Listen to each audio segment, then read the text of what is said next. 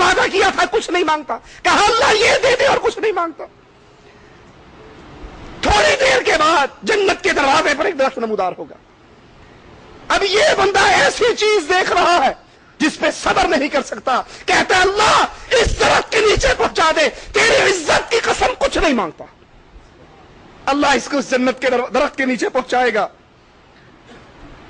یہ جنتیوں کی آوازیں سنے گا، ان کے کہہ کے سنے گا۔ جس نعمتوں میں پہلے جنت ہوں گے ان کو دیکھے گا، کہے گا اللہ ایک سوال کرتا ہوں مجھے اس جنت میں داخل کر دے۔ اللہ کہے گا جاؤ اس جنت میں داخل ہو جا۔ یہ دوڑتا ہوا جنت کی طرف جائے گا، اچانک اس کے دل میں یہ خیال پیدا ہوگا انہا ملآ، جنت تو بھر چکی ہے، حوروں کی شادی ہو گئی، محلات تقسیم ہو گئے، میں کہاں جاؤں؟ یہ کہے گا اے اللہ جنت بھر چکی، جنت میں کوئی جگہ باقی نہیں بچی، میں کہاں جاؤں؟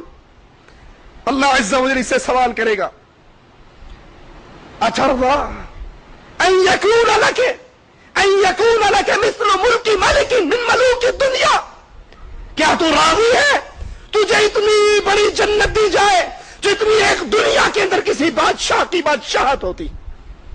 وہ کہے گا اللہ میں راضی ہوں۔ اللہ کہے گا یہ تیرے لیے، اور اس طرح کی ایک اور جنت، اس طرح کی ایک اور جنت، اس طرح کی ایک اور جنت، 5 جنتیں تیرے لیے اور اس طرح کی 10 جنتیں اور تیرے لیے۔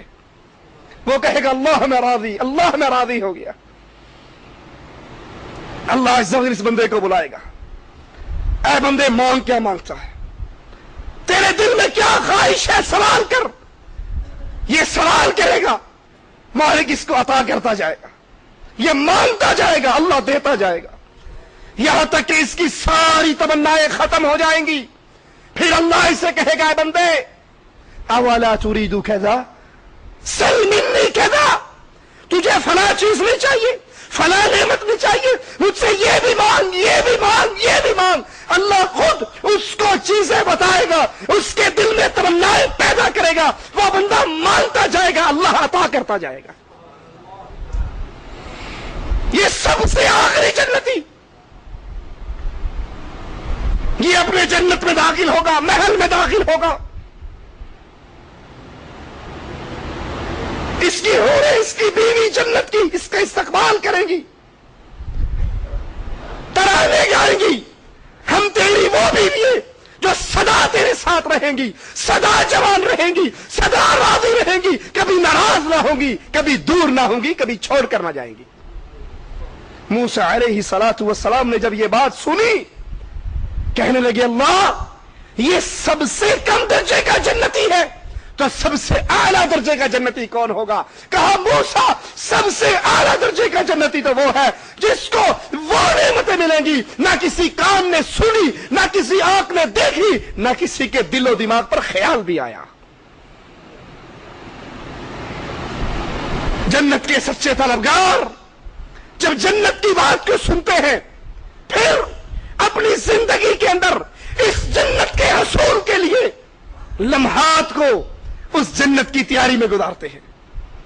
رسول اللہ صلی اللہ علیہ وسلم نے بدر کی میدان، بدر کی جنگ کے لیے صحابہ کو آواز دی۔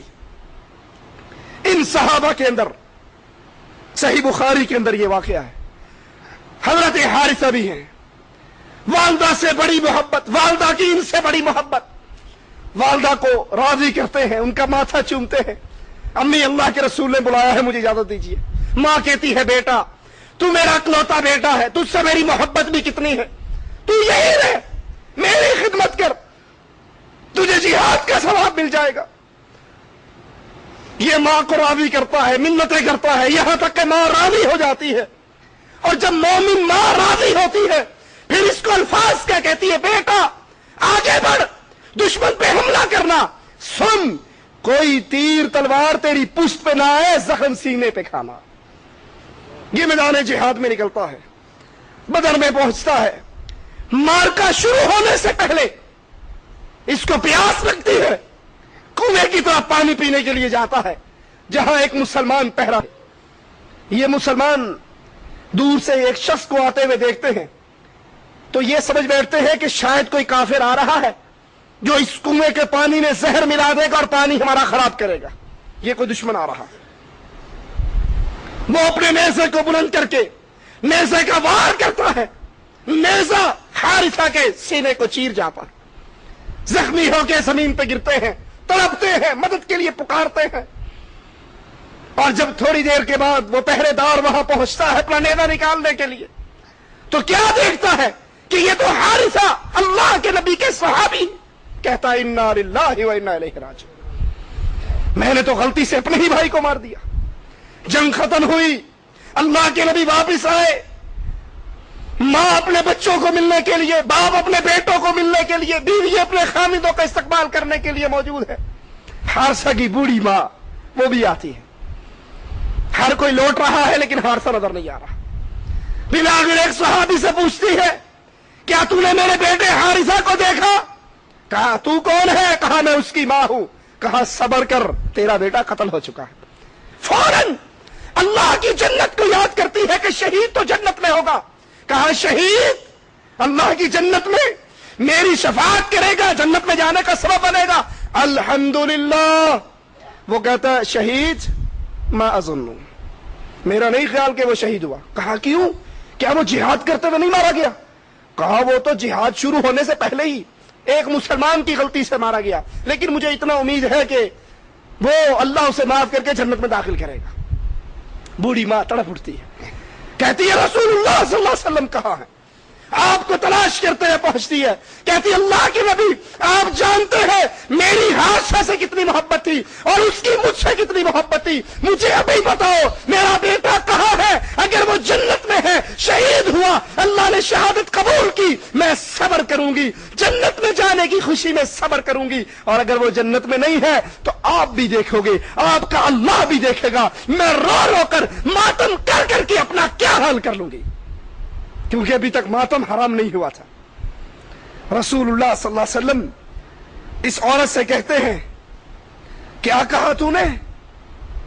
کہا وہی جو آپ نے سنا.